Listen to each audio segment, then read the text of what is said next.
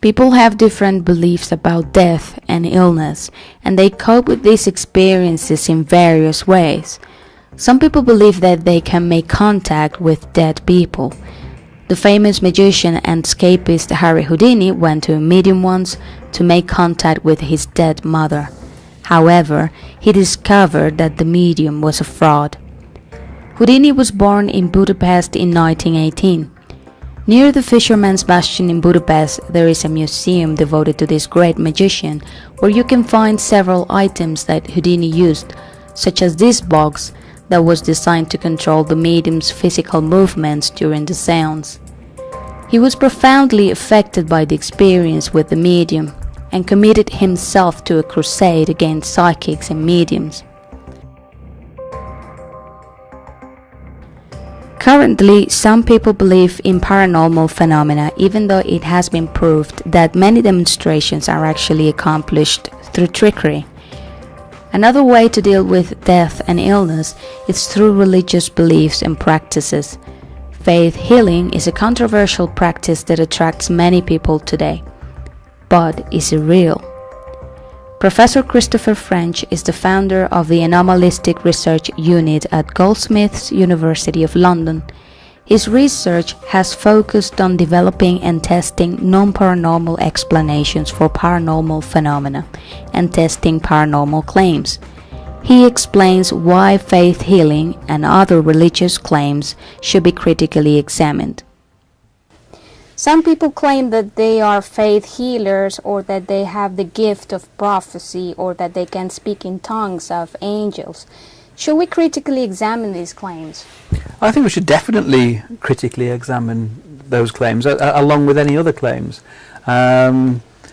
Particularly important, I think, with respect to the kind of claims that you're talking about, because people often make very, very important decisions that might well affect their livelihood, their health, their relationships on the basis of those kinds of beliefs. So yes, we should definitely examine those kind of claims critically. And people that make or believe these claims sometimes argue that science cannot account for spiritual phenomena. What do you think about this argument? I'm not convinced that that's a good argument. I mean, we have people making these huge claims. So let's take the example of faith healers. Faith healers would claim that they have a 90% plus success rate. Well, if that's true, we can measure it. We can say, well, really? Do you? Let's have a look at your best cases and assess them. And what we'd need to do to decide whether there really is any validity to faith healing over and above a placebo effect is to use a kind of fairly stringent set of criteria. We'd want to know that the person really does have the particular medical problem they think they have. People often feel they've got a particular disease when in fact medical examination shows they haven't.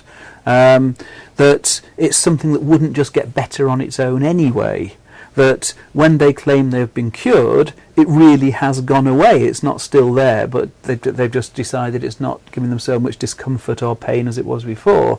And all of these kinds of considerations, and when people have critically examined the evidence for faith healing using those kind of criteria, it turns out that there's very, very little evidence that faith healers really can do what they say they can do. I also think it's very important to make a distinction between those people who genuinely believe that they have a gift, say, of faith healing or of prophecy, and those who are deliberate con artists, because we know that there are lots of deliberate con artists in the field of faith healing. There are lots of techniques that can be used to convince other people that you have these amazing powers that are basically just down to trickery. So we'd make a distinction between those people and the ones who may genuinely believe that they do have some kind of healing powers. Certainly when it comes to the morality of what they're doing, I think they're two very, very different categories. Can you give an example of the maybe a trick that they use to make people believe that they have these powers? There are so many tricks that they use, it's difficult to know where to begin. James Randi has written an excellent book called The Faith Healers. There are other similar kind of books out there, and they'll describe the kind of techniques that are used. But, for example, one would be particularly used by American fundamentalist preachers who claim that they have these powers. They'll have people lined up on the front row sitting in wheelchairs, and part way through these enormously exciting rallies they'll order them to get up. They'll say that Dr. Jesus has cured them, and these people will stand up and walk around, and to the rest of the audience it looks like some kind of miracle has just taken place. Of course, what you don't know is that when those people turned up at the rally, they weren't in wheelchairs anyway. Someone has gone up to them and said, "Oh, would you like to come and sit at the front? We've got some wheelchairs you could sit in." And so there was nothing wrong with them in terms of their ability to walk. But of course, that's all lost in the frenzy and the excitement. There's a whole host of other techniques which have been used. I mean, one of the most famous cases is the case of Peter Popoff, who back in the 80s would hold these huge rallies for the true believers, where he would promise them that miracles would occur. And one of the ways he convinced them of this was that he would announce during his presentations that is pick on a particular person in the audience, and he'd seem to know their name, what was wrong with them, the name of their doctor, the address that they lived at, all these details, and he'd never spoken to them before. And the implication was that this was God speaking to him directly. James Randi had his suspicions about this, and particularly because he noticed that Popoff wore a hearing aid, didn't appear to be able to cure his own hearing problem, and Randi assumed that that's the route by which the information was coming, and so with a friend of his they went along to one of the rallies, and they figured out which radio frequency was being used, and they were able to record Popoff's wife feeding him all of this information. And the way she had got the information was that people, before they came in, would be asked to fill in prayer cards. So if we don't get around to healing you tonight, we'll pray for you later. So fill in all your details on these cards and we'll take them away. And of course, they would then read them out and direct the information to James Randi. Sorry, not to James Randi. Well, they were directing it to James Randi, but they didn't mean to be, to Peter Popoff. Popoff was exposed on primetime television and initially denied that it had been a fraud, but then admitted it. He went bankrupt overnight. He's back now. He's making more money than he was back then, and because people want to believe this stuff. People are desperate to believe it's true, and it's absolutely tragic. I mean, these are the people who are being exploited are typically, obviously sick by definition. They're typically poor and uneducated, and the likes of Popoff, they have no respect whatsoever for the members of their congregation. They just treat them with total contempt. And I really have, of all the people who I kind of really despise, I think I'd put them very near the top of the list. So there are sincere people who claim that they have been healed by faith. Do these claims prove that faith healing is real? Sadly, no. There are many people, as you say, who sincerely believe that they've been helped, and they'll go on TV and proclaim the miracle that's occurred. There are lots of explanations for what might be going on there. In some cases, these are people who basically would have got better anyway. So it wasn't the faith healing that cured them, it was just their body's own natural recuperative powers. In other cases, let's say we take somebody who's appears to be kind of unable to move because of joint problems, and at a faith healing rally they get up and they walk around and they seem free from pain.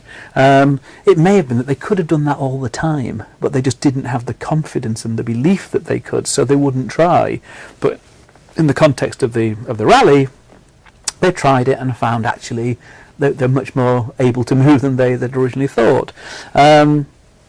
There are other kind of reasons why people might genuinely believe they've got better. It may have been that they didn't have what they thought they had. And again, there are documented cases of this, of people who say that they've been cured of X, and you look at the medical records and you find out they were never diagnosed with X. They may have had tests to see if they had X, but the test had come back negative, but for whatever reason they had believed that they had this condition. They'd gone to see a faith healer, and of course when they next go back and they're tested, they're told that they're clear. In their mind, it was the faith healer what done it. No, but none of these cases appear to stand up to proper critical scrutiny.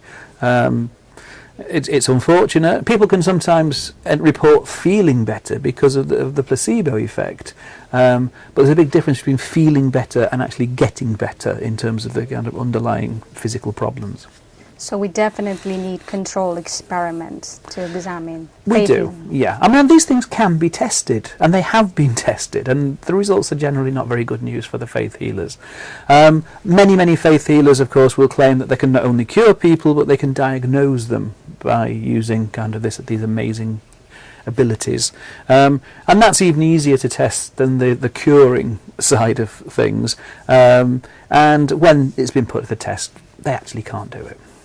Okay, is there maybe an ethical dimension to these control experiments, perhaps?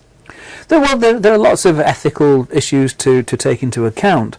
I mean, one might argue, and sometimes people do argue, that, well, even if all we're seeing here is the placebo effect, surely that's a good thing. If people feel better afterwards, even if the underlying physical problem is still there, surely it's a good thing that they feel better, so we shouldn't actually take that belief away from them. The danger with that argument is that people, and again there are many documented cases of this, people may not get proper medical treatment for something that was treatable until it's too late, because they tried faith healing instead, and by the time they've realised that the faith healing isn't working, then it's too late, and people can end up dying. There are other aspects to this. Typically faith healing, if the faith healing doesn't appear to work, it's the person themselves who is made to feel responsible for that. They're made to feel guilty. The reason they've not got better is they didn't have enough faith. And so this is kind of piling misery on misery. This is someone who's already sick, suffering from some real condition, and now they're made to feel it's their fault that they've got it. And so again, ethically, I think that's kind of very dodgy. With all forms of treatment, there is a kind of placebo component. There's the part that's all down to the kind of mental side of things, how people feel about themselves and about their disease. But with genuine treatments, you're getting a genuine treatment plus that placebo, whereas if all you're getting is the placebo, you'd still be better to have the genuine treatment if there's one available. But is it possible that faith healing is real but rare? It's always possible that faith healing might be real but rare, but all we can do in terms of trying to assess whether it works, science is not about certainties, science is always about probabilities. So we could never say, oh well, we know that faith healing is something that just doesn't ever really work over and above a placebo effect. We can't say that. We may simply not have looked at the right cases yet. What we can say is that in all of the attempts to try and find good evidence for faith healing, then they have typically failed to find any evidence. There's often claims that there is good evidence. There are many books, many anecdotes and testimonials, but they're not good evidence. When you look at them critically, there are usually quite plausible, non-supernatural explanations for what's going on. And when people have tried to put these kind of things to control tests, again, the evidence generally doesn't support the claims of the faith healers. So, on balance, if I had to make a bet on it, I would bet faith healing isn't having any beneficial effects over and above placebo effects. Other people claim that they have dreams or revelations about things that will happen. What is the explanation for their apparent success? There are various possible explanations for so-called precognitive dreams. One of the most obvious is, well, maybe the match between the dream and the event that took place was just a coincidence. And people typically don't like coincidence as an explanation. I mean, it may be that in certain circumstances you can even have a good guess at what the probability must have been for it to just be a coincidence. And maybe it genuinely is millions and millions to one against the idea that you would have that particular dream and then a little while later that particular event would happen. But people are asking the wrong question there. The right question to ask is, what is the probability that anyone anywhere in the world would have a dream that matched a future event with that degree of improbability? And of course, when you think about it that way, it's very different. You realise that there are over 7 billion of us on the planet. And even if we only remember on average one dream per night, that's over 7 billion opportunities every single night for someone to have one of those precognitive dreams. And you realise it's bound to happen. You know, if it didn't happen, that would take some explaining. That would be really odd. The fact it does happen is exactly what we'd expect. People winning the jackpot in the national lottery, the chances are massively against anyone winning, any one particular specific individual. But the chances are very, very high that someone will win. And we're not surprised by that. It's simply the law of very large numbers. So pure coincidence is a huge factor. I mean, and you can actually work out, do the calculations and realise it's not at all surprising that happens. But of course, in real life, there are often other factors as well. Someone may dream, for example, of a friend or a relative dying and wake up in the morning and find indeed that person has died during the night. But maybe the reason they were dreaming about them was because they knew they were ill. And that's so. Yeah, they were worried about them in terms of their health, and indeed they then have passed away. But the two are not independent there. So there are all kinds of reasons why you might dream about something that then happens. And sometimes, as I say, just on the basis purely of probability, the degree of improbability will be very high, and it'll be very surprising. It'll be very shocking. But those kinds of coincidences do occur. I mean, one of my favourite examples, it's not a precognitive dream example, but one of my favourite examples of a really, really improbable coincidence is a woman in America who had bought two tickets in the same week, at the same time, for two different state lotteries, and both sets of numbers came up. So, I mean, the chances of that are astronomically low. But it really did happen. The only problem was that she got the numbers for lottery A on ticket B and the numbers for lottery B on ticket A, so she didn't win a cent. That's too bad. So she must think she's the most unlucky person in the world. Oh, yes.